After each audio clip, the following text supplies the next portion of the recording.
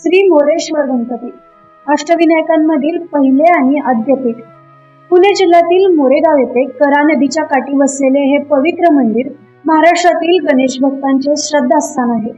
पुराणातील आख्यायिकेनुसार प्राचीन काळात सिंधू नावाच्या असुराने देवतांना आणि प्रजेला त्रास देण्यास सुरुवात केली.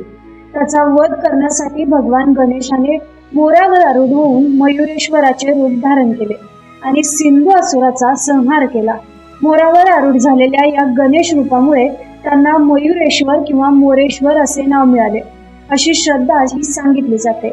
या परिसरात पूर्वी मोठ्या प्रमाणावर मोरांची वस्ती होती आणि गावचा आकारही मोरासारखा असल्याची लोकमान्यता आहे. त्यामुळे या ठिकाणाला मोरगाव हे नाव पडल्याचे सांगितले जाते. काळ्या दगडात बांधलेले मोरेश्वर मंदिर मजबूत तटबंदी आणि चारही बाजूला असलेल्या बुरुजांमुळे एखाद्या किल्ल्यासारखे भासते.